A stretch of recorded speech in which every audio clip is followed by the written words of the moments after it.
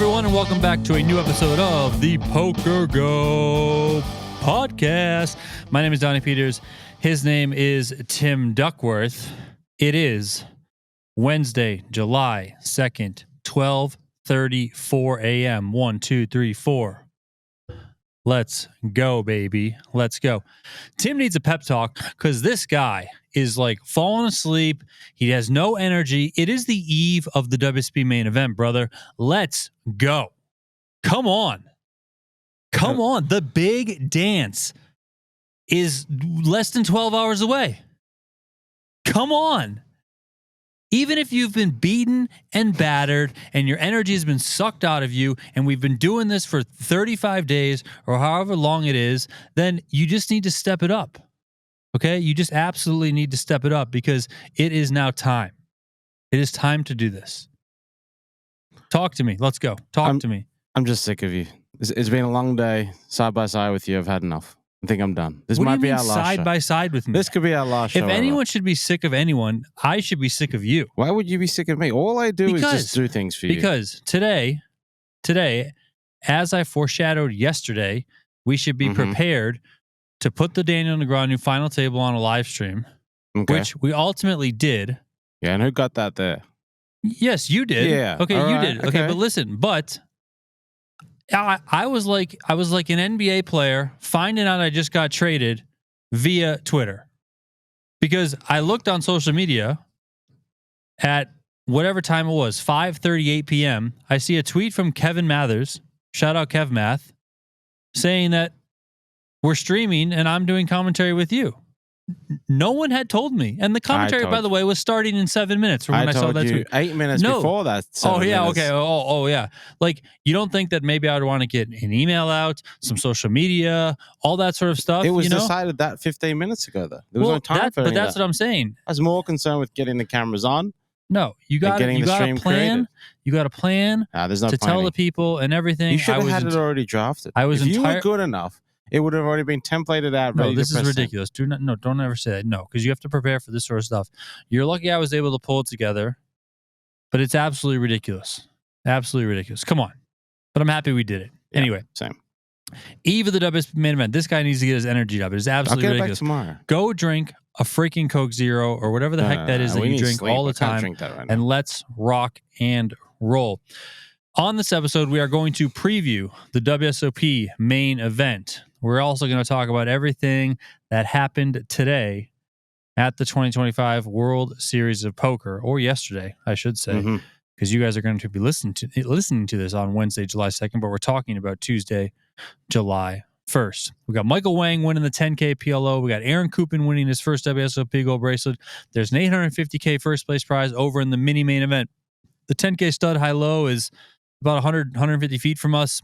In the money, they are playing down. Mr. Phil Hellmuth is still in that one. 100K PLO kicked off today. The $600 PokerNews Deepstack kicked off today. So let's go, baby. It's time. We got 2 weeks left, and it's the best 2 weeks of the year. Okay? Best 2 weeks of the year. Bar none in poker. Best 2 weeks of the World Series, not the year. Oh, dude, come on. In poker, in the poker year, name a better 2 weeks. Please, go ahead. Come up with some ridiculous list of like 3 better years or 3 better 2 weeks in the poker year. I got you. The week of PGT last chance and the PGT. Stop with that BS. Come on, no, stop. You lose all credibility. You think the first week is better than? I think the first week of the World Series is pretty good. Like, because you've just been waiting for 10 months. Yes, I agree. Okay. I agree. It's pretty good. It's not the WSOP Main Event, okay? It is not the WSOP Main Event.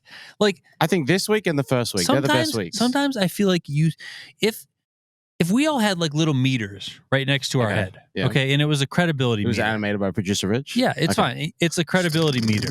Yours is just constantly going down with all this nonsense that you say. Like yesterday when you said, oh, well, we need James Ops to join Daniel Negreanu. We needed a few bigger names. No, we don't. We got it. You need Daniel Negreanu. You need Daniel Negreanu and 5 cardboard cutouts. Jeff Madsen. I'm pretty sure I said Jeff Madsen and Marco Johnson yesterday. Okay, we got cool. 2 of those. Well, it doesn't matter. You could have put Daniel Negreanu at a table with 5 dogs playing poker and end of story. We're streaming it. Like, it's no. Was that presented by Apollo and Rocky? Sure. Why not? If you're listening to the PokerGO podcast, make sure to favorite the show, follow it, like it, whatever you got to do. Leave a review as well. It does help us grow. If you do leave a review, take a screenshot of that review, send it on into podcast@pokergo.com, and we might read it on the air. And if you're watching on YouTube, hello. Like, subscribe, and drop a comment. Tell us where you're watching from. Tell us why you're watching, who you're railing. Give us some thoughts on the WSOP Main Event. This is the WSOP Main Event preview show. Okay, so what do you think? What do you think on the WSOP Main Event field size? Who do you think is going to run deep? All the stuff that Tim and I are going to talk about. You guys, please drop your messages in the comment section, or you can also just email them to us if you got some thoughts and you want us to hear them. We love to hear from the listeners. Okay. Play PokerGO. You want to do the read? No, just kidding. You got it. I'm just kidding. We will have to talk about, oh my God, Tim Duckworth, though. Oh, yes, we do. If you love poker, but you don't want to spend a dime, check out playpokergo.com. It's free to play. It is super easy to jump into. They have ring games, they have tournaments, and they have sit and goes. Playpokergo.com, or you can download it on iOS or Android. Tim and I hopped into the free roll today. They have a free roll, a 1 million gold free roll every hour on the half hour. We were in the 7:30 p.m. one here in Vegas. We both bombed out pretty early, but it was good to get in there with more than 500 of you guys out there.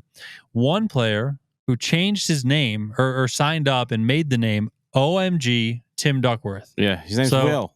So like OMG Clay Aiken, this is OMG Tim Duckworth, and he got second. He got second out of 543 entrants. Love it. I just don't get it. First Sean Deeb, and now this guy Will. Like, I'm gonna have to trademark my name. This guy Will. Like, this is just unbelievable. They're just leveraging my name for success, and I don't get a cut. Do I get a cut of his 100,000 gold? That's how you know you've made it somewhere in life. You got people impersonating you. Okay, and how about let's don't forget Jess and Andrea that impersonated us. Yep. There's 3 people that's impersonated me this World Series.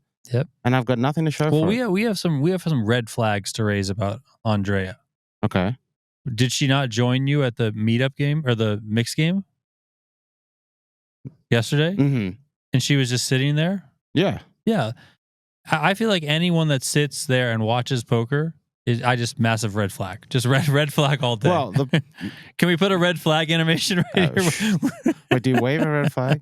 She's bringing me food because she went to eat and she had leftovers. I said, I'll take them. And then I was trying to convince her to play. I thought, get some soft money in here. And then she just stayed. A friend of hers, Kirk Brown, sat down there. So we're just chatting, learning. They were learning about the games. But yeah. I'm just messing around, of course. But either way, I still want to leverage their success on leveraging off my name. Unacceptable. Well, this is why, speaking of Andrea, you need to trademark your name. I think I need to spend the because if you trademark your name, then some of this stuff gets alleviated and you can take legal action. Yeah, right. Sue Sean Deeb. Exactly. Yeah. Exactly, man. See, this is why. Yeah, this is why. All right, I'm gonna do it. So WSOP Main Event preview. Let's go, baby. Last year, record-setting field of 10,112 entries.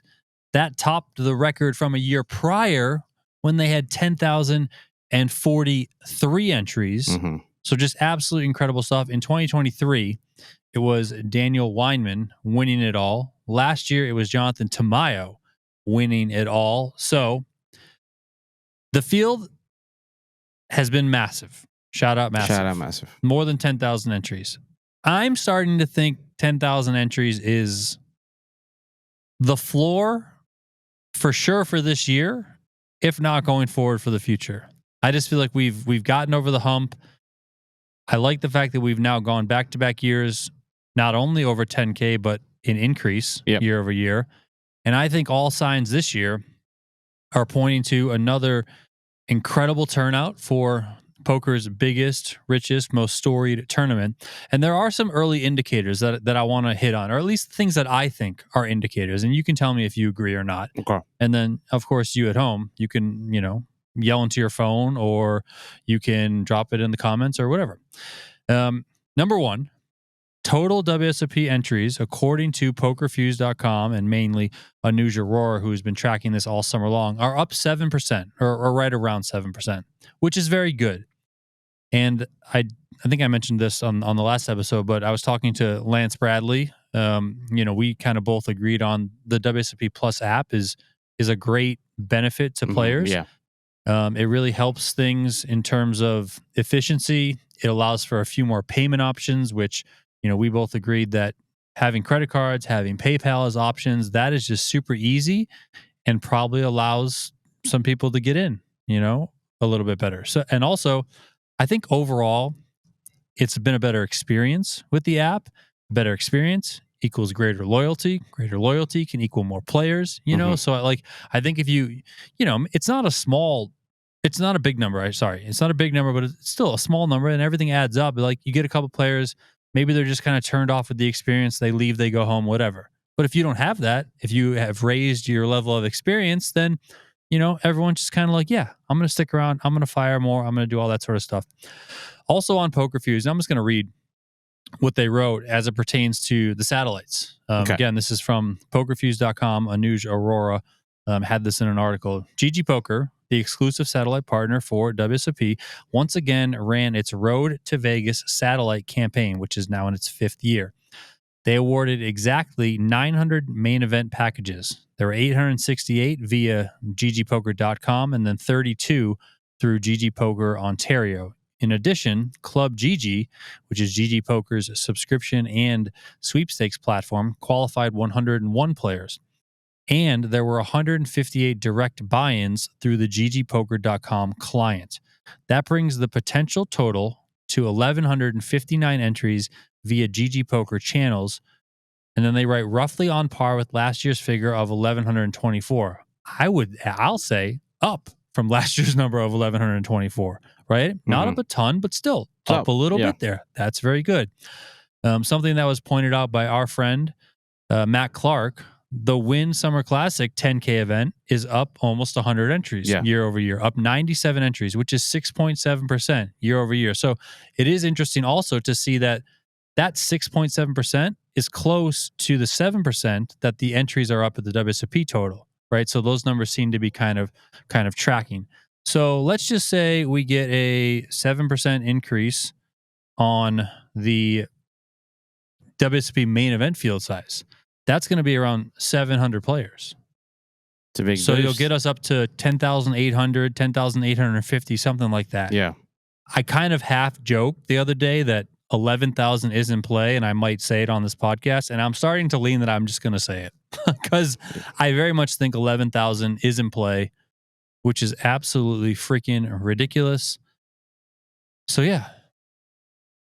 Do you agree? Do you? I agree with some of those points. Okay. I think the Win Summer Classic is a good indication of potential uptick for the main event.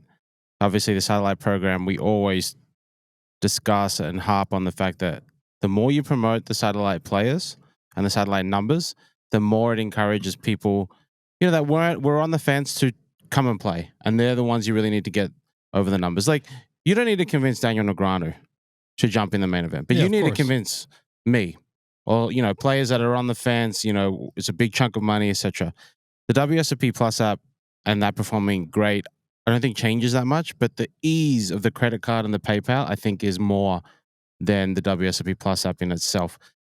I'm gonna disagree a little bit with the numbers, the worst WSOP entries being up 7%, and the reason I say that is that number a little fake? And when I say that, I mean, we've added all these flights. Mm-hmm. So, of course, the numbers are going to go up because we added, I think, a total of 6 flights. Well, it's not necessarily, of course. Colossus was down, right? Yeah, but we got Monster Stack, we got Mini Main Event, we got Mystery Millions. I would rather see, and look, we may not have this number.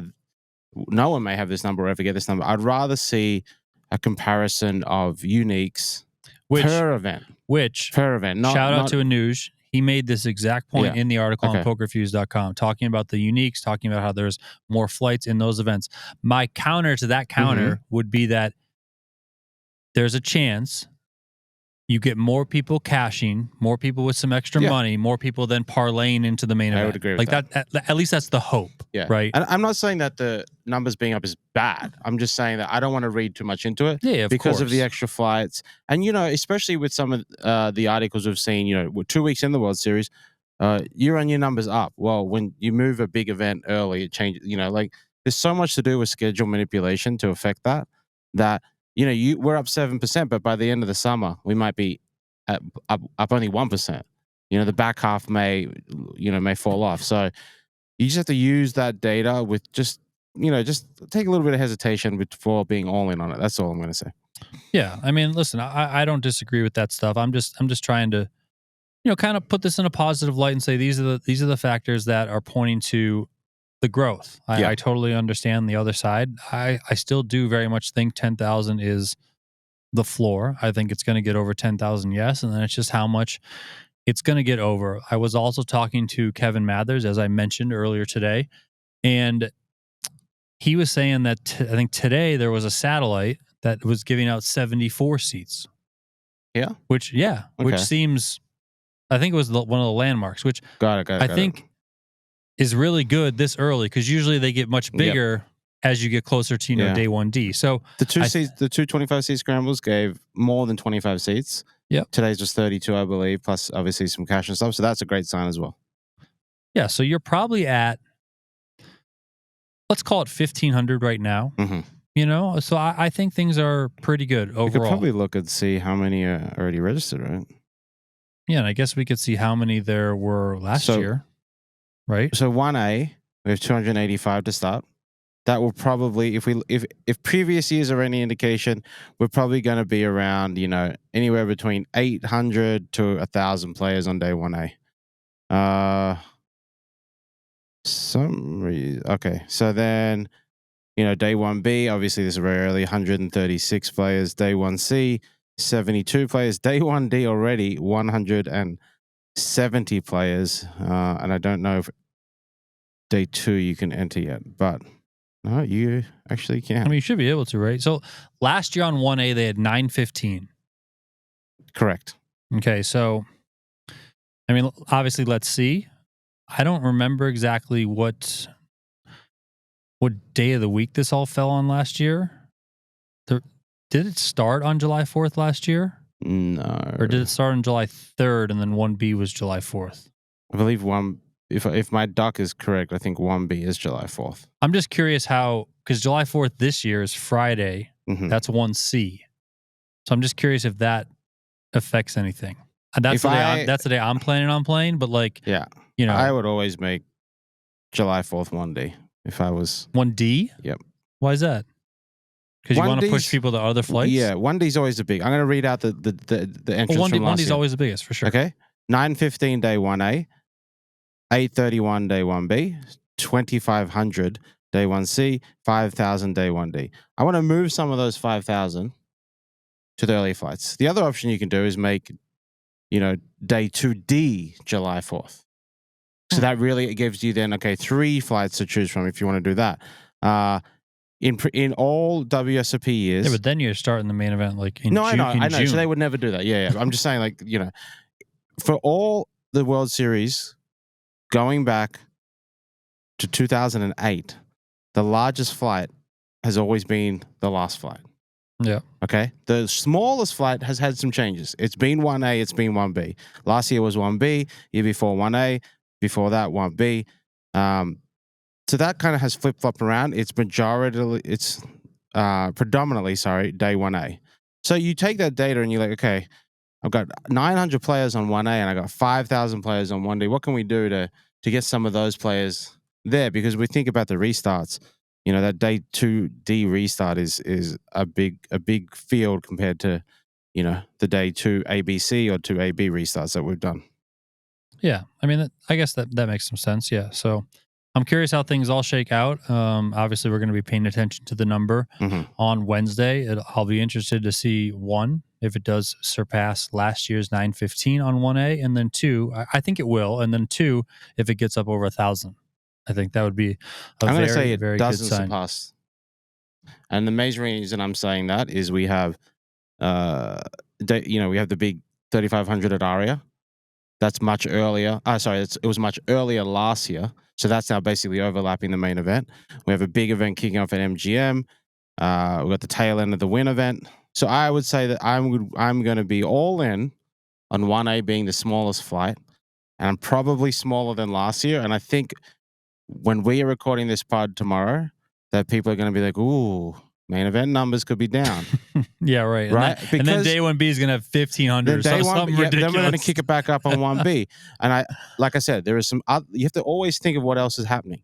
And it's hard to like look in the past. Like if I ask you right now what was happening on 1A last year, you'd be like, I don't know, right? But right now I can tell you what's happening. And I think we will potentially have a smaller 1A just because, hey, that's how the schedule falls. It's how the cookie crumbles. And that's fine. If tomorrow is 800 players, I don't think we don't need to panic and worry that, we're only going to get 9,000 or something. It's just the way the schedule is, and it will pick all up back on 1B, 1C, 1D, etc. Who are some players that are heating up just in time for the main event? I wrote a bunch down. Yeah, I love them all. Okay, so let's go through the list that I wrote down. Thomas Boyven, a couple of very, very big final tables, 100K high roller and the 250K high roller. So, in terms of heating up, he's been heating up this summer, and maybe we're going to see a deep run from one of the most thoughtful and, excellent players in the game. Alex Foxen just final tabled the 10K PLO. I know it's PLO, but I feel like Foxen is due for a deep run in the WSOP Main Event, and it would be kind of fitting that he would do it the year after Kristen Foxen did it. Like that would be cool as well. She can teach him a few things. Yeah. Real quick on Alex, we spoke yesterday about the multi-tabling. Yep. And we said we should ask him. Was a plan? Was it an accident? I asked him today during a break in the 10K before he was eliminated in 7th place. He said it was planned. He felt like, the only way it would be a problem was if he basically final tabled the 10K PLO. So, he obviously took a risk with a bit of high variance and probably a good position to be in. But yeah, that was planned scheduling from Mr. Foxen. Yeah, I mean, I'm just, being around here all summer long, I feel like we're constantly seeing Alex Foxen build up some nice stacks. We obviously know the success that he's had in PGT events all season long. So I'm ready for Alex Foxen to have 40 million chips, chip leader on day 7, and just have like everyone being like, oh my god, 40 million chips on day 7. Whatever, I'm throwing it out there. I don't know exactly how it lines up, but you know what I mean. Just have a mountain of chips deep in the tournament, and just be steamrolling through the thing. Josh Reichard, he's one of those players who thrives in huge field, no limit hold'em tournaments. So, we saw it, obviously, Millionaire Maker, he got 3rd place. He had that win at Venetian several weeks ago. Yep. I mean, Josh Reichard, I feel like, is ready to go. I feel like in all these big field tournaments, it's like, oh, look who's got chips again. Look who's got chips again. Look who's got chips again. And it's always Josh Reichard. So I think he's heating up for a big run in the WSOP Main Event. Scott Bowman. Now, Scott Bowman, probably more of a mixed game guy than no limit hold'em guy, but did win the 2K no limit hold'em. He did already. He's fine in no limit hold'em. Is he one of the super GTO wizard guys? Okay, probably not. No, but I think Scott Bowman is a winning player on the WSOP Main Event field by far. So the fact that he's got a lot of momentum, a lot of confidence with all the deep runs that he's had this summer, including right now in the 10K stud high-low that he's still in, I do not be surprised if you see Scott Bowman's name in the final 100, top 50, or whatever is the WSOP Main Event. Sometimes it just all comes together for a player during the summer. Scott Bowman's actually out of this 7 cousin. Well, yeah, but he was just in. Oh, got it. Yeah, not too long. Yeah, true. He was in the final 2 tables or 3 tables. Nick Seward. Nick Seward, I feel like, has been kind of flying under the radar this summer, but he has 11 or 12 cashes. I was going to say, I think he's 2nd most or 3rd most cashes. Yeah, but I don't think they've been I don't think he's had any final tables. No, he had one deep run in like a one something. I'll pull it up. Yeah, but it's maybe things are just kind of just not working out kind of towards the end, or when he's getting ready to go deep. Maybe you lose a flip or a big pot or whatever. Obviously, it can change everything. Gets 6th place in the $800 Deepstack for $72K. Yeah, 51st in the Millionaire Maker for $33K. So some big results. One final table in that smaller buy-in one, but a little bit lesser coverage on that one, of course. But still, Nick Seward is a guy who's performed extremely well over the years.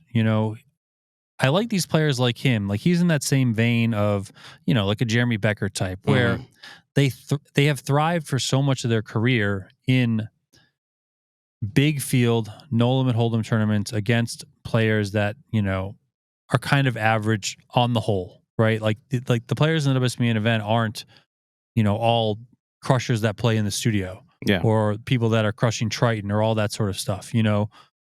A lot of them are shot takers. I mean, they say it's the softest 10K in the world, and I would believe that. Yes, of course, you're going to run into plenty of good players, but there's going to be plenty of recreationals or amateurs, shot takers, dreamers, all that sort of stuff. And Nick Seward, just like being able to play with that caliber of player for so much of his career, do not be surprised if you see Nick Seward running deep.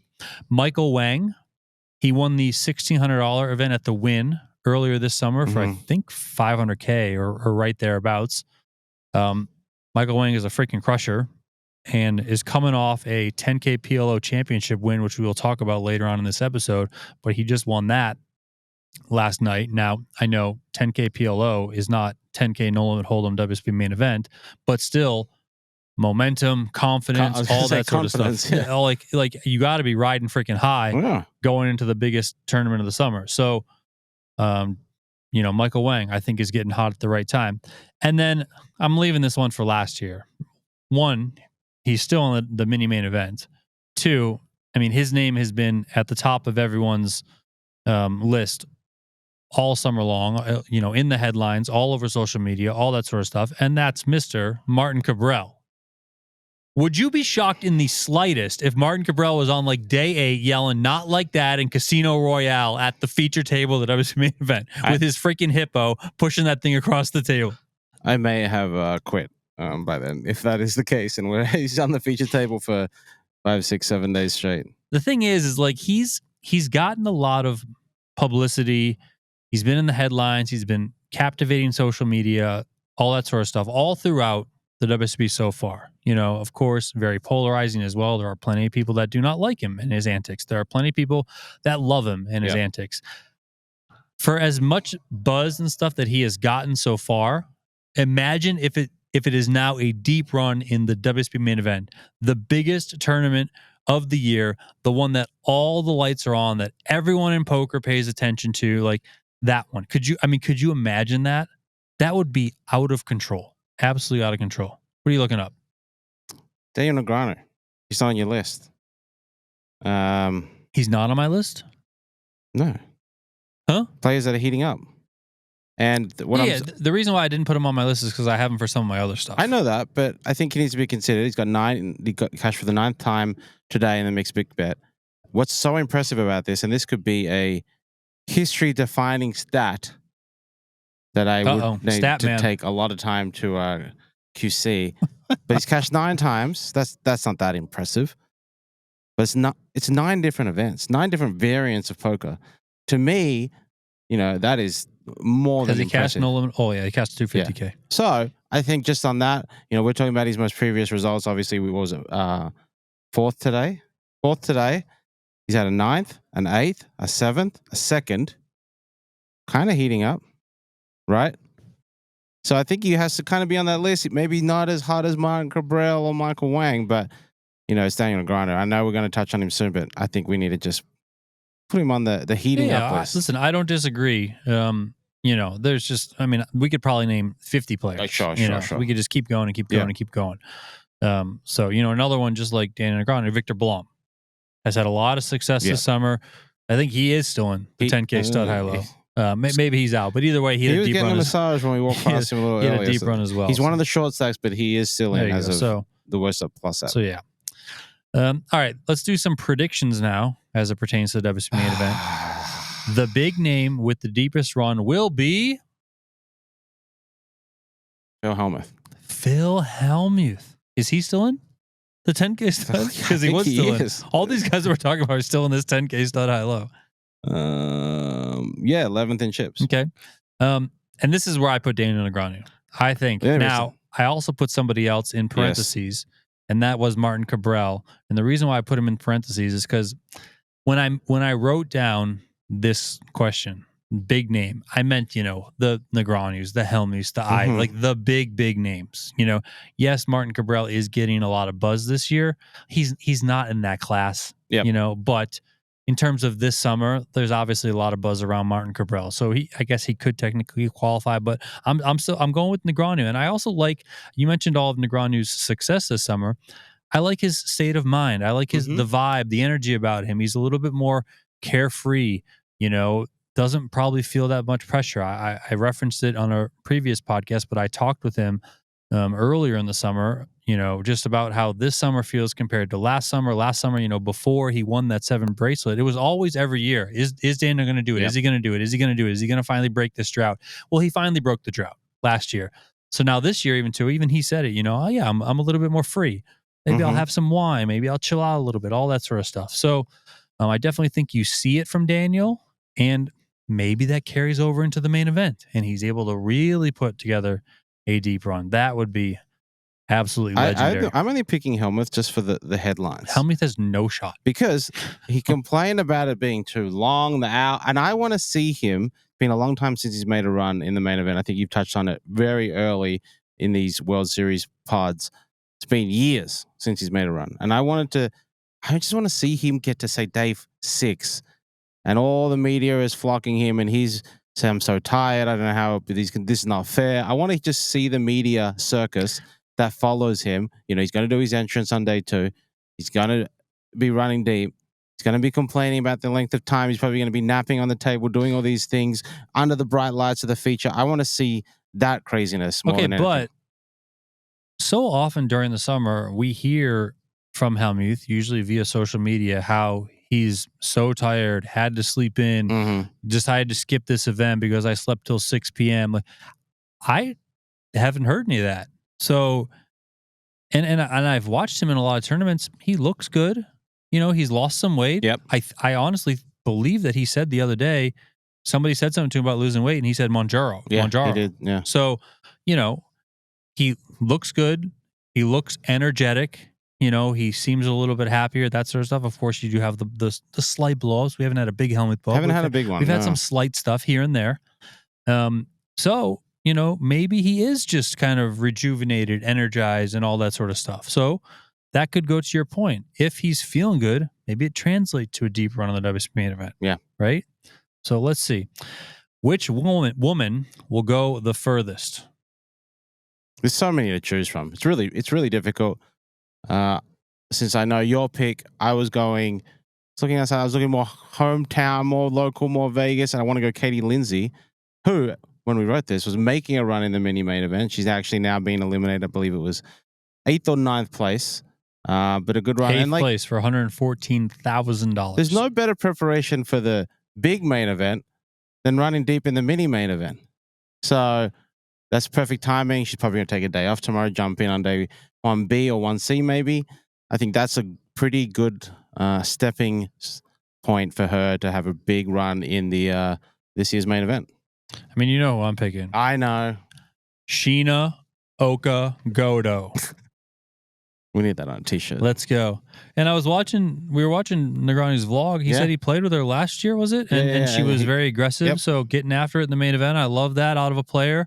Not willing to just sit back and just try and wait for things to come to them. You go and get the chips. So you're definitely going to wind up on her starting table when you play the main event this year. I mean, okay, I feel it. That's fine with me. You guys are going to go to war. That's fine with me.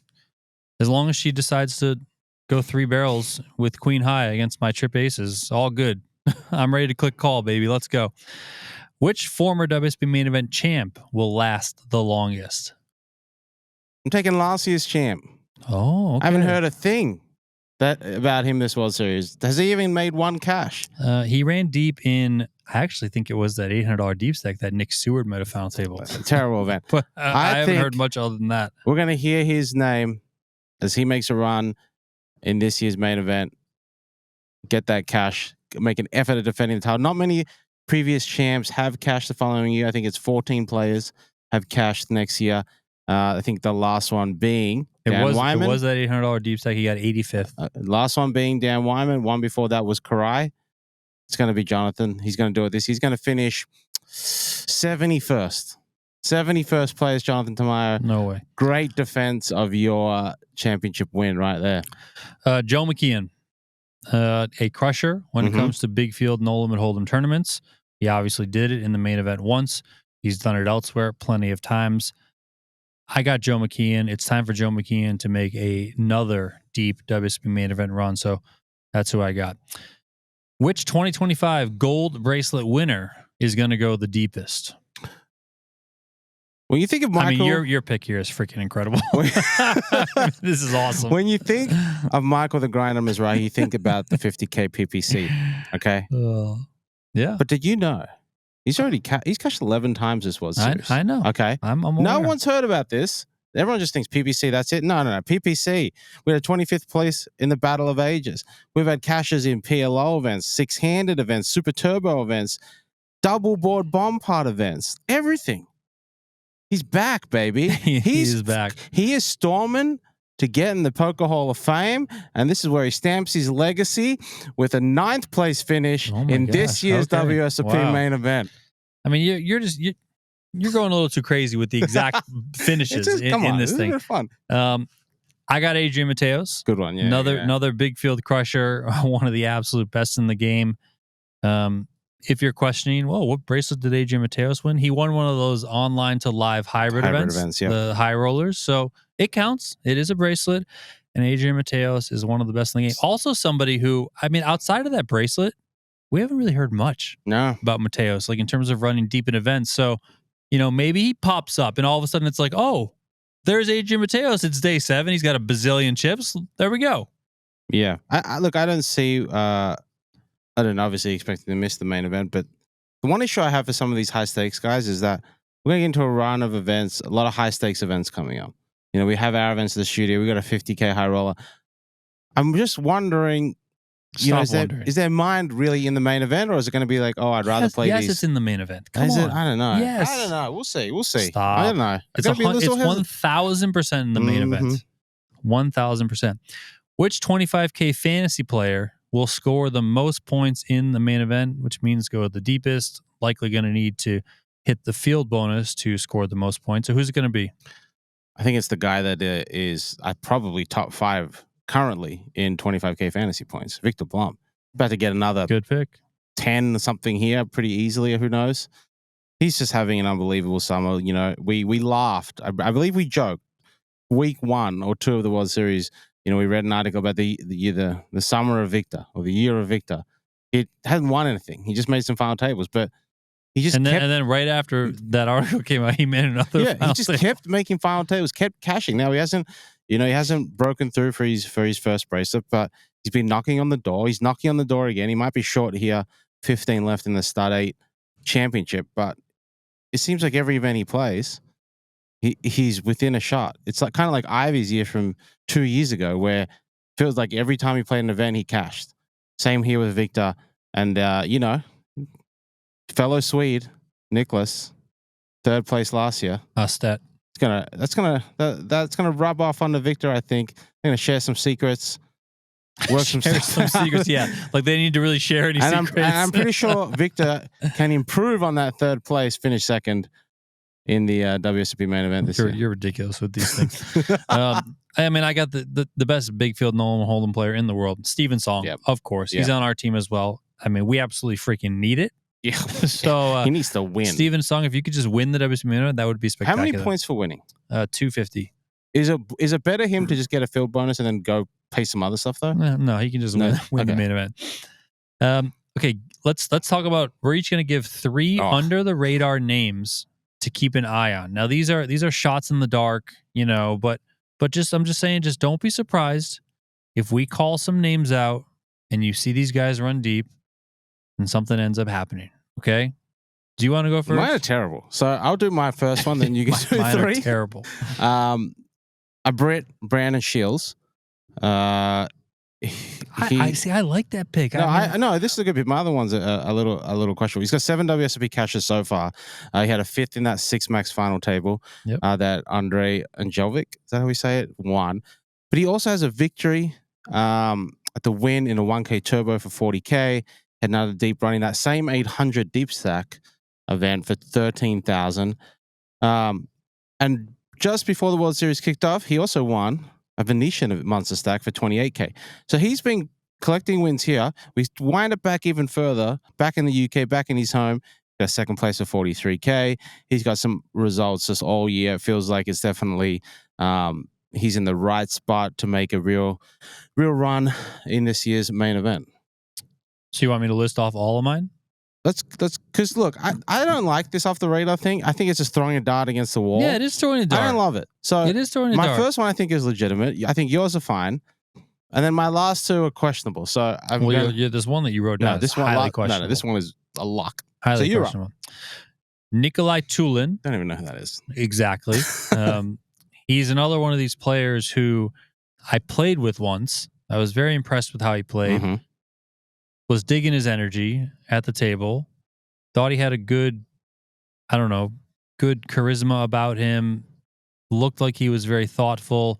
Gave me some fits and some hands. So Nikolai Tulin, I think he only has 3 cashes this summer. Nothing big, nothing like, truly notable. But don't be surprised if you see that name, Nikolai Tulin, deep in the WSOP Main Event. Another guy. Now this one, if I were to get any shit for anyone that I picked, it would be on this next guy. Mm-hmm. Let's see if you can tell me why. Colin Robinson. So why would you get given grief on? I don't know. I don't think anything. That's kind of under the radar. Yes.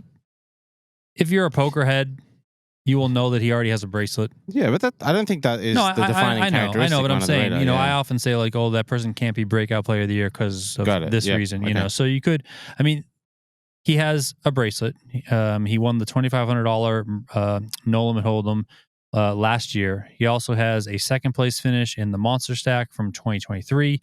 He has a 3rd place finish in a $1,500 no limit hold'em event for 2018. He has a 9th place finish in the Colossus in 2023. He's gone deep in several events, big field events. Colin Robinson. So somebody who I think is a very good player, young, gets after it, aggressive, all that sort of stuff. So, I doubt the way I look at it is like this. If I give this name, can people kind of walk into the field and find and like pick this person out? And I'm like going to say the common poker fan can't. So like, that's what I mean. Like I want this person to then be like kind of known as a face if they do run deep. So, okay. Colin Robinson. I got Carlin Sued. Mm-hmm. Crusher plays a lot of big field, no limit stuff. Will certainly get after it. Has had success plenty, but WSOP Main Event, looking at him. And then Dan Moran is another one. Young British kid. Oh, yeah. Final table Texas Poker Open. Yep. He took 2nd, I believe. 2nd or 3rd. Yeah. And I played with him in the NAPT Las Vegas Main Event last year. Very, very good player. Young, willing to get after it. The only question with Dan Moran is I know he is a big traveler, goes all over the world, traveling from place to place to place. I only saw 1 cash on his Hendemov for this summer. It was in, I think, the Colossus. He's a guy who could honestly come here, play the Colossus, and then like go off to the next place. He's definitely been here. I've seen him around. Okay, yeah. So just making sure. I'm just saying I wouldn't be surprised if he just like effed off and went and did life things, okay. Which is totally fine. So those are mine. Nikolai Tulin, Colin Robinson, Carlin Sued, and Dan Moran. You have Brandon Shields. So and now I took who else? a little artistic license with under the radar. Freaking detour. I got one that I didn't write down yet. He just got his 9th cash in the Gladiators of Poker. Not the Gladiators of Poker. I apologize. The PokerNews Deepstack Championship. Okay, 9 cashes. When I say this name, you're not going to really think tournaments. You think cash games. You're going to think other things. But I think he's turned the corner, and I think he's very focused. We saw it last year on tournaments. He seems to have made an effort to play more tournaments and follow in the footsteps of his brother, Andrew. Talking about Johnny Vibes, Johnny Moreno, cash game guy. He's got those vlogs. 9 cashes this summer, and just kicking away, getting results. Nothing crazy, but he's there, he's competing. And I think, it doesn't really classify under the radar that you would go with. But I don't think when I say Johnny Vibe's going to make a deep main event, no one would really kind of maybe have that on their bingo card. So I'm going to put him in there. 9 cashes so far in main event. He's made a deep run before at the Rio. A couple years ago, yes, yeah. So, and now my third one. This is a very controversial one for Donald, but this guy, he played 2 events, and then he decided to take a plane to Egypt and see the pyramids and eat food and go partying for a month as a professional poker player during the World Series of Poker. Now, you're going to say, what an idiot. But I'm going to say he's primed, mentally primed. He's relaxed. He's ready. Is he back? He is back. Okay. He flew in yesterday straight to the Aria, right? So he's going to dust off. He's going to dust off the rust, okay, at that silly casino down the road. He's going to come here, and he is going to storm the WSOP main event, ascend to the top of the pyramid. 5th place, Justin Zaki. It's coming. He's not under the radar, so it doesn't matter. I took artistic license. Here's a couple names I did have, but I looked at their results. Nothing really stood out where I was confident that things were in their way. Brandon Sunshine played some PGT events. He did make a run in the Battle of Ages, I believe. Another PGT player, Miles Mullally. Yep. I've seen him around a lot. Results haven't spoken for himself. Well, he made a final table. He did. It got a bit unlucky in the final table too. What was it, 5K 6 max? No. 5K? Maybe it was the 5K no limit hold'em. Yeah. They were 2 that I had on, but they didn't have the aura. The aura to ascend the pyramid. They didn't have the aura. To finish in 5th place in the WSOP main event like Justin Zaki's going to do. All right. I know I didn't put it on here, but we have to talk about it. What's your main event field size prediction? I think last time, 2 episodes ago, I was like, I think it may just hit 10,000. So I'm going to go 10,066. So Tim's got 10,066 entries in the 2025 WSOP Main Event. I am going 10,633. You're gone big. Okay. 10,633. That is my number. So big. That is the one thing that we want you guys to drop it in the YouTube comments. Oh, yeah. Tweet at us. He's Tim __. It's a double underscore. Tim __ Duckworth. I'm Donnie _ Peters. I got a single underscore. He's got a double underscore. I need to change this thing.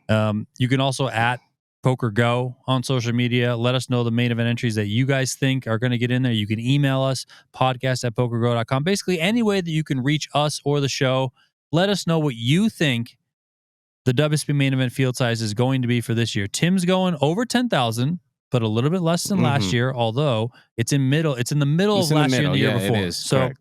Still a very, very solid number. I'm going biggest ever, 10,633. Let's go, baby. Also, as part of the WSOP main event, Wednesday, July 2nd, it all kicks off, which also means PokerGo's coverage of the WSOP main event kicks off. What do we got? You told me. I got it all in my head. I got the whole schedule in my head. So please tell me, Streaming Czar, what the heck we got going on? Tomorrow, we turn the cameras on. We don't turn them off. That's a start. We don't turn them off until there's a winner. That's it. Next topic. But in all seriousness, we are streaming, obviously, every day. We're doing... It's gonna look a little different here in the Horseshoe. The day ones, the 4-day ones, we're going to be picking up action on the level before dinner break, so about 4:30 p.m. If you're familiar with this room, we know we have a main stage here. We will have what we call the Horseshoe stage. We're going to have 2 tables, one on the main, one on the Horseshoe. It's one stream. It's going to start at 7 p.m. Pacific. That is 10 p.m. Eastern. We're going to go 6 hours. We're going to cut some breaks out. We're going to fast forward in the future with our fancy machine. So that's day 1.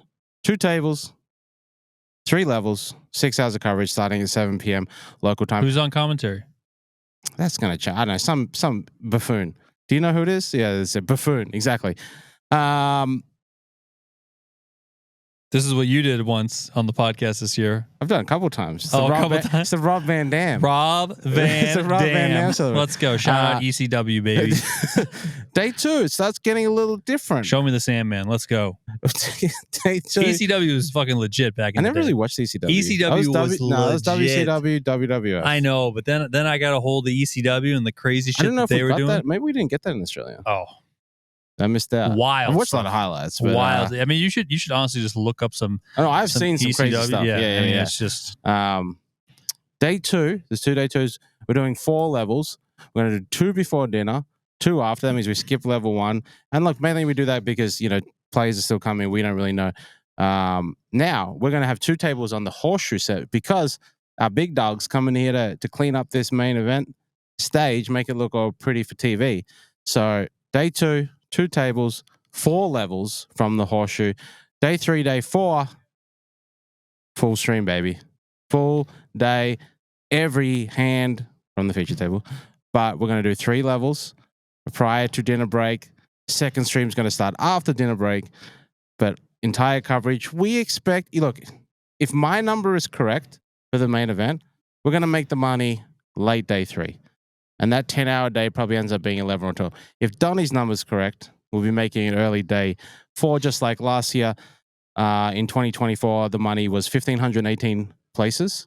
We came back on day 4 with 1,524. So quick, I think it was probably maybe 30-minute bubble, nice and early on day 4. That's what we expect. Now, day 5. This is where it gets fun. Okay. We're going to have 3 tables from the main stage, okay, and 3 different streams. First time we've ever done this. The main stream is going to be kind of what you normally see. We're going to have the main feature table. We'll go out to table B. We'll go to table C. We'll have the A-Star commentary team on. We've got the night shift back, Ali, Najad, and Nick Shulman, pending he is not final tabling or winning more bracelets. And all of day 5. So we're going to do 3 hours before dinner. 3 levels before dinner, 2 levels after. And I think we're getting more night shift this year. Oh, they're going to be a little bit of an afternoon shift? Do you mean? No, I just think, I was talking to Ali, and he was telling me that we're getting more night shift. Okay. So, I see 1, 2, 3, 4, I see 5 days. Oh, more days of the night shift. Yeah. Oh, okay. Which is what we all want, really. I thought you meant more like hours, and I was like, that's kind of hard for the night shift because night shift's the night shift. But are we supposed to talk? Can I talk about this name? I don't know. I don't think we should. Okay. There's a name on the talent list for commentators that Tim and I are obviously looking at right now. I don't know if we're supposed to say it or not, but so we'll leave that for right now. Look, we'll tell you. It's John Cena. John Cena's doing main event. John Cena's coming out. John Cena, you can't see me, baby. Let's go. The difference this year is, like I said, we're doing 3. We should start a wrestling and poker podcast. I'd get bored of that too quickly. What? I don't really watch wresling anymore. I can just consume it. We can start. I got too much. We can start again. No, I don't want to start again. I got too much Aussie rules to watch. We're going to do a table 2 or table B dedicated feed. And what that means is if you have a loved one on table 2 or maybe your favorite players on table 2, you can just watch them. Okay? I thought you were going to say if you have a loved one, you can request them to the feature table. Look, you can request them. My Venmo is no, I'm just kidding. But what that means is like, yes, if you do have, friend, family, your favorite player is on table 2, you can just watch a stream with them. You'll see only their graphics. You'll see only those cameras. Unfortunately, no commentary for that one. Okay. But it's kind of cool new feature. I thought we might have commentary for it. No, but I'm going to tell you table 3. Okay. Table 3, same concept. Okay. But less cameras. And we may have... I think it's fewer cameras. It's technically also less cameras. Just go ahead. I'm just messing with you. I know. Go ahead. But table 3, fewer cameras, possible commentators. Just to give it a little bit more spice. Won't be the regular A team that you're going to expect. It might be the B team. This guy over here, possibly, he might be. First of all, I'm like the D team, not the B team, the not D the B team. So don't even give me that much the credit. D team right here of Donald Peters and I believe the return of possibly Remco Rinkema. Remco will be in the mix plenty. Yeah. Our team is me, Remco, and Tristan Wade. Okay, and it'll be some combination of the three of us depending on what's going on. Like for example, on Wednesday, Remco's going to be handling duties at the Venetian. I'll be on the WSOP stream alongside Tristan. So it'll just kind of be depending on what's going on. I also plan on making at least day 6 of the WSOP Main Event. So you guys are going to have to find some commentators. You need to focus on making level 6 first before you make day 6. That is very true. Okay, I need to focus on making the 6th hand. Then I'll worry about level 6. If you're sitting with Sheena Okagoto, that would be a very big worry making the 6th hand. Okay. Because you guys could be playing some 6-bet pots every hand. I'm going to try and not 6-bet this year. How about you just don't even 4-bet? You don't need even 4-bet. Just call and 3-bet. Yeah. Play like me. You should try and play like me, and I should try and play more like you. That could be problem. And we find the middle ground. I don't want to play like you. And that would be success. I don't want to play like you. You mean excellent? No. I'm having a good last 4 months on the tournament. Anyway, let me finish. Table 3, dedicated commentary team, possibly. But basically, we're going to have 3 streams on those days 5, 6, probably 5, 6, 7. Day 8's most likely just be 2 tables, so it'll just be 2 feeds. But we're trying something different, see how it works for you guys at home. And then all comes together. Main event, final table, July 15th. Playing for, who knows, $10 million? Well, it's going to be more. That's another thing. I mean, obviously, we'll talk about this as we get deeper into the main event. But what do they do? Do they do one of those things like they did last year, where they have to make first place more, which kind of skews all the other payouts, and then it's like this. No, last year they made less. It was the year before they made more and skewed the payouts. Yes. Wyman won $12.1 million, surpassing Jamie Gold. Last year they dropped it to 10. No, yeah. And I think unless you get like 11,000 plus, I think the final table payout should be exactly the same. That extra money, the extra, who knows, $1 million, spread it down, spread the love down lower. I like just, first place 10 million. Mm-hmm. And like you said, basically spread it down. And then like when you get enough to go to like a 10-5 or 11, then you do that as long as it doesn't screw up everything else crazy. But yeah, I'm generally with you on that. Now, July 2nd through 16th, that's when the main event runs. Every day that the main event is playing, we will be streaming. But once we get about halfway through, it all moves to PokerGo.com. First couple days are going to be available for free across various channels on PokerGo YouTube channel, be on the PokerStars YouTube channel as well. Shout out to PokerStars, a great sponsor of ours for the WSOP this year. But later on, it's all going to move behind the paywall on PokerGo.com. So it does pay to be a PokerGo subscriber if you want to watch the entire main event from start to finish. If you don't yet have a PokerGo subscription, you can sign up. We would encourage you, Tim and I, to use the promo code PODCAST. You'll save $20 off your first year of a new annual plan. You will also, all annual subscribers get entered into the giveaway to win a dream seat to compete in the PGT $1 Million Championship. So if you are looking for a way to save some bucks when you sign up to PokerGo, choose the annual plan, use the promo code PODCAST. You'll save yourself $20 on your first year. This podcast is also brought to you by our friends at True Classic, the home of high-quality, affordable clothes for men.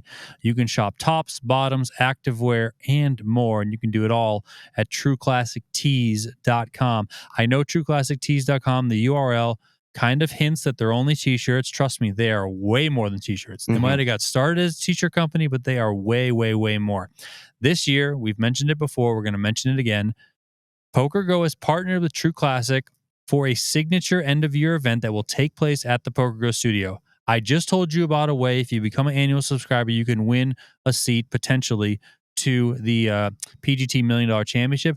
Well, with True Classic, you can potentially win one of 15 $5,000 packages to come out to Las Vegas and play at the PokerGo studio in a signature event. Part of that package is a $3,300 tournament buy-in. You also get travel money, hotel, all that sort of stuff. Just go over to trueclassictees.com/TCPokerGo and submit your poker story. Tell us why you got into the game, what the game means to you, your journey, all that sort of stuff. And if your story is selected, then you could be one of 15 $5,000 package winners. Again, that's trueclassictees.com/TC PokerGo. All right, let's get into some of these events that wrapped up today. First up, Michael Wang. He won the 10K pot limit Omaha Championship, his third WSOP Gold bracelet. He won 2 5K no limit hold'em events as his first 2 bracelets. So, and I think each of those, one was like slightly below 500K, one was a little bit above 500K, but very, very big prize outs prize payouts is what I'm getting at here. And then on top of that, he wins 1.4 million in this PLO Championship. So Mike Wang, freaking crusher, absolute crusher. Also had that win at the Win earlier this summer. I mean, the kid's on fire. I mentioned him in the, who's heating up at the right time. I mean, Michael Wang is heating up at the right time. He topped 874 entries in this PLO Championship event. Mike Zulker, second place, 930K. Quan Zhao, third place, 650K. Sean Raphael. Fourth place, Milad Marji. Fifth place, Javier Francourt. Sixth place, Alex Foxen. We also mentioned him as somebody who's heating up. He finished in 7th place. And Simeon Sonev finished in 8th place. Anything to say on the 10K PLO? Got a lot to say. Firstly, Mike Wang now 200th on the all-time money list. I know you love me talking about random ass stats. Who looked at 200th? This guy. You. Only you. He moved up. Overtook Joey Weissman. When it comes to PGT leaderboard, really, he overtook Joey Weissman. I would have thought Mike Wang was already ahead of Joey Weissman. He wasn't. So. Mike Wang is now 8th on the PGT leaderboard. He's got 2 cashes this season. Obviously, this is a big one. He is a regular in the studio, especially the PLO events. So, we've got a PLO series coming up. We'll expect him to add to those points, get that one more qualifying cash. I would also, along those lines, the fact that he just won 1.4 million, he won that 500 or whatever it was from the Win earlier this year. I feel like we're going to see even more of Mike Wang in the studio. I think so. Mike Zolka, he is on his second cash. He's now 15th on the PGT leaderboard, 951 points. Kwanzo sits 20th. He's got 878. Sean Raphael, 25th. He's got a bunch of cashes both during our PLO series and here at the World Series. And Alex Foxen, we kind of mentioned, finished 7th. He extended his lead on top. He has now got, he's up to 1,929 points, 15 cashes, and 4.5 million in winnings. So that's kind of the PGT leaderboard shakeup. We've always got a 10K stud right now. We've got a 10K 8 game coming up, and obviously the big daddy of them all, WSOP Main Event. Aaron Kupin wins the $2,500 mixed big bet. His first gold bracelet, $206,000. was his prize. He topped a field of 458 entries. Another name, another player removed from the best without a bracelet list. That is Aaron Kupin. He's a 25K fantasy player as well. Another website I need to make right there. What's that? Best without a bracelet? Yeah, it just ranks everyone all. Bestwithoutabracelet.com. He had some previous deep runs, and it's actually funny if you look at it. He had 4 previous deep runs, or his 4 previous best runs at the WSP were all 7th place finishes. Okay. That's kind of just weird. That's always, he could never get past 7th place.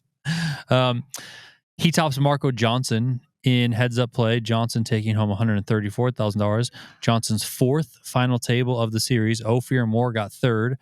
Daniel Negreanu, 4th place, his 5th final table of the series. Crushing. He collected a little bit under $61,000. Negreanu is up, I believe, on the summer now, around $110,000 to $115,000, which, if you invested in him on PokerStake, you're feeling pretty good. That is, I don't think that's quite a free roll because he, of course, has, he's in the 100K PLO, he's got the main event, so, but it's getting close. He's going to, no, you're insane. You're absolutely out of your mind. I thought I saw people talking that if he would have won, it's like almost guaranteed that he free rolls. Let's pretend he bricks the main because that's very possible. He's busted on day 1 before. Okay, let's run through some events he's definitely playing. 100K. Okay, first of all, you got to take the 100K off, right? Let's pretend he bricks that. So now he's at 0. Okay, let's see what's got coming up, and we'll be. This is why I said he's close. Yeah, but look, 10K 8 game championship. Okay, there's -10. We've got a 50K high roll. Let's give him 3 bullets there. 160. I have more faith in Daniel. 5K turbo. 165. Who knows how many rebuys? The 10K 6-handed championship. 175. The 25K horse high roller with a rebuy. Now we're at 220. We've got a 5K. We got the 1K that he plays at the very end, and he's in for 79 bullets. No, I don't think you can be in for that many bullets in that tournament. If you try hard enough, you can be. No, he could be literally, stuck. I think it's capped. I think it's capped. He can be stuck $250,000 if he breaks everything. Yeah, so but a quarter million is pretty close to break even, given the fact that he fires so much so hard all summer. Let's just not start counting our little money right now. No, I'm not counting them. First of all, there's already a lot of money coming back. That is true. No matter even if he bricks the rest of the series. Sure, that is true. But I want he's won a lot already. He needs to be in the plus. I want the plus so that I'm more in the plus. Sure. And you're more in the plus. And everyone that invested in more in the plus. Sure. I mean, I don't disagree. Jeff Madsen, 5th place, and Barriskan Batil, 6th place. That is the $2,500 mixed big bet. Shout out to Aaron Kupin for getting his first WSOP gold bracelet. Real quick, Michael Johnson, touchdown runner-up finish, has a 3rd as well. Saw on social today that he's going home.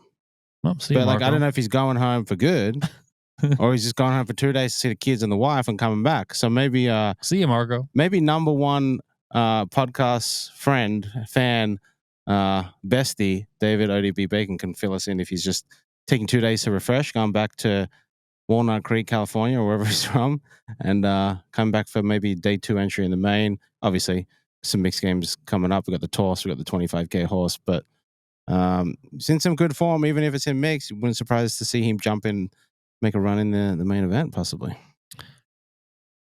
Over in the mini main event, we talked about the field size yesterday. 10,794 entries were tallied in this one. $850,000 to first place, or right thereabouts. $843,000 to first place. Isn't it 853? 843. An absolutely positively enormous first place payout for a 1K buy-in. Especially when you factor in that you could fire a max 2 bullets, 2K. So that's crazy. 5 players left. They are guaranteed $246,000. Alexander Yen is leading the way. Martin Kabrhel is second in chips. How the hell is Martin Kabrhel second in chips, going for his 4th WSOP gold bracelet in the freaking mini main event with 10,800 entries? I walked over there. It was not chaos. Like that. It was chaos. He was doing all his little tricks to all these people that probably have never even experienced. I felt so sorry for those players. They probably freaking loved One guy it. was okay. I walked loved over. It. One guy was all in for like 9 bigs on Martin Kabrhel's big blind, right? And he looks at his cards. He does the whole looks behind him. Okay, he's no more action. He looks at the small blind. How many chips do you have? He looks at the big blind. How many chips? He looks at seat 9. How many chips do you have? He asks for another count. He takes a drink of his drink. He looks at the small blind again. He looks at this. The hand was 7 minutes before he folded. Well, I'll say this. I'll say this. Boy. At least the high rollers can't complain and say he only does it against them. He does it against everyone. If we went to the Kabrhel family home game and little Susie was sitting there, 7-year-old little Susie sitting at the end of the table, he's doing all the same stuff. 100%. It doesn't matter. 100%. I mean, it's an absolute spectacle. I feel so sorry for Susie Kabrhel over there. So Alexander Yen leads. Martin Kabrhel is second. Vadim Lapuka is third. John Ishak is fourth. And Bartolomeu Swedoba, I probably butchered all those names, other than Martin Kabrhel and Alexander Yen. He's in 5th place. So that's who we got left. Again, guaranteed $246K. They're going to come back. They're going to play it out on Wednesday, July 2nd. Not like that. Casino Royale. Our social guys got a video of him busting this guy and just being like, you should never play King Jack. My grandmother told me not to play King Jack. I mean, it's just, the guy is just absolutely freaking incredible. Wild stuff there. There were some deep runs had by some others. Notably, Katie Lindsay got 8th place. She took home $114,000. Robert Chung, bracelet winner. Fred Goldberg, bracelet winner. Robert Chung got 21st. Fred Goldberg got 26th. So, pretty crazy. David Simon, another bracelet winner, 71st place for him. Sean Buchanan, the original Bucky. That's Canadian Sean Buchanan, 89th. And a couple more bracelet winners, Taryn Goyle and Ben Collins, 96th and 99th, respectively. So, That is the massive, shout out massive mini main event. $10,000 stud, high, low world championship. 186 entries were ultimately tallied in this one. They are done for day 2. There are 15 players remaining, more than $400,000 up top for the winner. King High Pawn is the chip leader, a 2-time gold bracelet winner, going for number 3. Jordan Siegel's in there. Andre Zigaloff, Phil Hellmuth, 4th in chips. He's coming. Philly baby.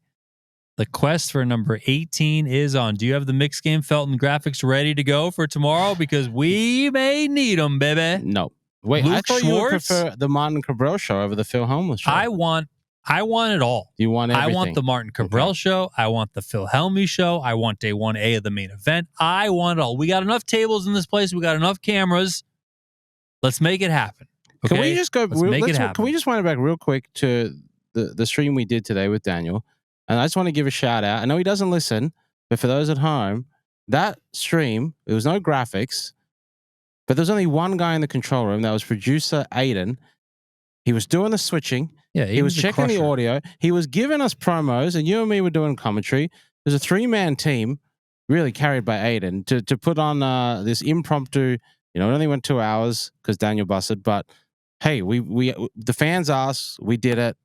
So I just want to shout out to producer Aiden. I know he doesn't listen, but if you guys know who that is, and you see him, this guy walks around with a big beard around here in the horseshoe and a Cubs hat or a PokerGO hat. Say, hey, thank you. Thank you for being the man of the people. If you guys think that we work hard and don't sleep, Aiden puts us to shame. Yep. Okay? Aiden puts us to shame. So if you see Aiden, shake his hand, tell him he's an absolute god, because the guy is. Also in this event, Luke Schwartz. Oh, baby. Got the freaking Jakeys on, baby. Let's go. Random player of the day. We got Victor Blom, Alex Livingston. I mean, this is a good field. This freaking field is How many of these sick. plays do we need to pair with Phil for it to be worth? Shut the hell up, please. Seriously, just absolutely shut the hell up. Okay, we're not doing this. Absolutely not doing this. Again, $411,000. They're going to come back on Wednesday. I'm not so sure this is going to finish on Wednesday. This is one of those that takes. It's going to be very close. They might wrap up day 3 with 3-4 players left, something like that. I mean, 1, structure is extremely good in these 10K championship events. 2, this one's a split pot game. So, good luck with that one, getting it done on day 3. The 100K PLO High Roller kicked off today. They had 88 entries on day 1. Of course, there is registration open until day 2. We don't have a number to go off of from last year because this is a brand new event. They have never done a 100K PLO. But they are doing it this year. I would say 88 is a very good number. I would say that it gets up over 100 for day 2. And it looks like your boy, Arthur Morris, friend of the pod, Arthur Morris, is leading the way. PokerNews says bags a massive stack. Shout out massive. I mean, this is a big chip lead. This is a very, very, very big chip lead. I mean, he's got 33% more than second place. I mean, it's pretty freaking big. So Arthur Morris is out in front. Max Lemansky is second. And Daniel Negreanu. PLO is his jam, and he is showing it. You got Sergio Gonzalez up there, Lataro Guerra, James Chen, Richard Grieco. James Chen US. James Chen US. Elis Parsonen, Sam Soverall, John Hennigan, Bryce Yaki are all in. Alex Foxen. Looks like he's doing well. Seth Davies. Oh, yeah. Our guy. Seth, we freaking need it. Okay. We not only do we need Steven Song to win the main event, which we already talked about. Seth, we need you to win this. Yep. Okay. Heads up with Jeremy Osmus. That would be crazy, though, Seth, if you win the biggest the biggest buy-in no limit hold'em tournament on the schedule, and you win the biggest buy-in PLO tournament on the schedule. That would be iconic. Let's not forget last year he won the 250K Super High Roller Bowl in Cyprus, and he won the 100K PLO Super High Roller Bowl in Vegas. So he won the two of the he could do it. 6 biggest buy-in events of the whole year. So he won last year, and he's won one of them this year, and we need it. Jason Kuhn has got chips. Chris Brewer's got chips for day 2. Jeremy Osmus, Yoni Ukamainen, Nick Schulman, Ben Lambs. So yeah, I mean, I was going to say Steven Chidwick, but he busted out. So no. What's the reentry deal on this? 2 reentries. Oh my God. Yeah. Jesus so Lord. your thought of 100, I think, is a little light. my thought of 100 is way light because, so let me just look at the people that are busted, and I'll name the ones that I think are just going to fire back in if they haven't fired 3 already. Steven Chidwick, for sure. Laszlo Bustos, for sure. Bao Ding, 100%. Phil Sternheimer, Jared Blesnick, Jesse Lonis, your boy, Jan-Peter Jachmann. Sure. Brian Rast. Yep. Zhao Samao, Sean Winter. Right? I mean, they're all going to get back in there. Yeah. Right? I mean, that's just a handful of them. So, I mean, there's a whole bunch more, of course, but Veni Vidi, Martin Dam, we got these. Yeah, I mean, this thing's going to have 140 got a couple entries. Kangaroo crew members here, Cale Burns and Najim Ajez, Jesse Lonis. I mean, might have 125. I was going to set the line at 110 because over. We have 68 uniques in here, 89. So that means some have obviously fired 2 or 3 potentially. I don't really know what combo of that, but yeah, I like, you said 100, definitely over that. I think 110 is a good line. If you say 120, I'm going to say 122. That's my number. I'll take unders, but it wouldn't surprise me if it just blew through. Well, also, like, some of these guys can bust tomorrow and get back in. That is, right? Yeah, that is true. Like Ben Lamb's the 3rd shortest stack. If he busts, he'll get back in. Yeah. Nick Schulman is shorter. He'll bust, get back in. I'm saying if they bust. Yeah. Yoni Ukamainen is on the shorter side. Jeremy Osmus, I mean, not super short, but they're towards the bottom of the chip counts that advanced. Jeremy Osmus, Isaac Haxton, Jonas Kronwitter, Jason Kuhn. Like, if all those guys bust and they haven't maxed out their reentries, they're just probably going to pop right back in. So yeah, I like my number, 122. Yeah, I like it better now. All right, sweet. On the other side of the spectrum, lower buy-in tier, we got the $600 PokerNews Deepstack. That kicked off today. End of chip counts, and it looks like Prasad Vermulapalli. I probably destroyed that name. But he's a chip leader, 1.54 million.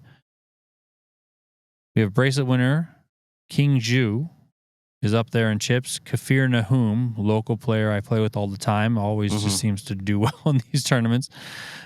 He's in there too. Do we have any other numbers on the field size for this? Oh yeah, they're already in the money. So we had 5,667 players. I think that's more than last year. I think it did crush last year, but 821 were in the money. They played deep into the money, 600 and something. Min cash 1,200 first, 300K.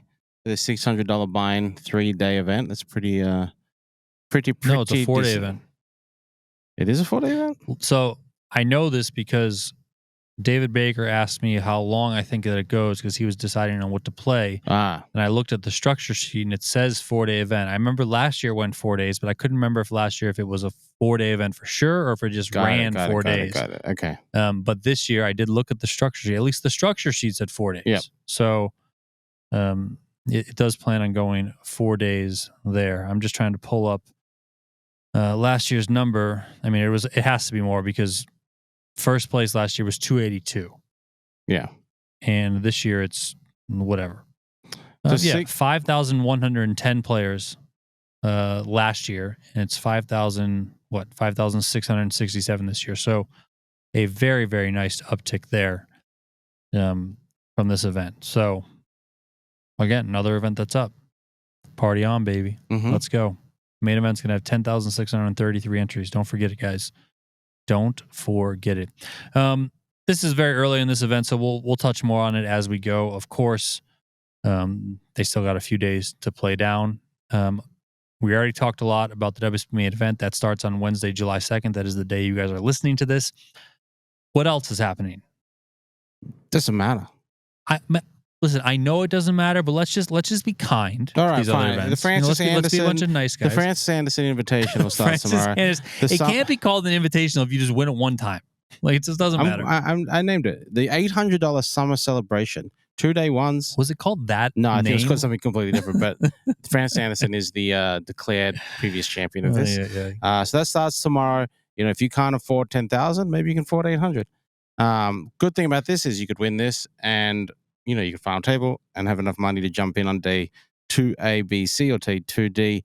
So that kicks off Wednesday, July 2nd, along with the Big Daddy, the main event, and for those that just, 2 cards, not enough cards, 10K 8-game mixed championship. Remember who won that last year? Calvin Anderson won that. Okay. 3-day event.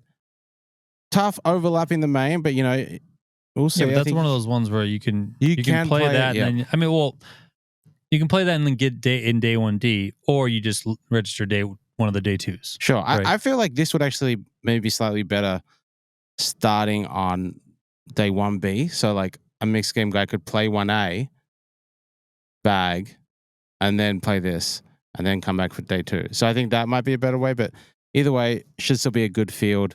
It was a great event last year. Last year was the first time they did it. So yeah, 3 events starting tomorrow. Obviously, we didn't care about the main event. Yeah, I mean, there's still a ton of events on the schedule. Main event's only event 81. We got I know there's 100 total events, live events here. So feels like there's so long left. Yeah. So, all right, cool. Well, when you guys are listening to this, it will be the day the WSOP main event starts. Tim said 10,066. Yep. I said 10,633. That's entries on the WSOP main event for this year. We'd love to hear from you guys, as we mentioned. So tweet at us, send it into podcast@PokerGO.com, or just leave it in the comments on the YouTube video. We want to hear it. We want to see where you guys are at. I would guess that a lot of people are kind of in the same ballpark, but maybe there's some, big swings out there. Maybe somebody thinks 12,000, maybe somebody thinks 8,000. I don't know. And if you are so far off in one way or the other, I want to know the reason. I don't just want to hear a number. I want to know the reason. If you think it's going to be 8,000, what's the reason? If you think it's going to be 12,500, what's the reason? Okay, so give us the reason on top of it. Daily podcasts. All the time, maybe, especially during the WSOP. Shut up! You're the one who want to do 2 a day during the WSOP. I still do. Let's do it. Dinner break pods. No, so the problem with the dinner break pods is I'm going to be on commentary, so I can't. I never said I wanted you to be with me. I got it. Yeah, it's going to be a quick news recap. Got it. 5 minutes, 10 minutes. When I was talking to Jeremy Becker the other day, he did say he would do some guest appearances on the pod, so maybe we should hit up Jeremy Becker. Also coming up, my favorite podcast of the year, the Money Bubble podcast of the WSOP Main Event. Let's go. I don't like this podcast. Let's go. All right. We're going to get out of here now. It is 1:56 a.m. He's Tim Duckworth. I'm Donnie Peters. Thanks for listening, guys. We will talk to you later. See ya.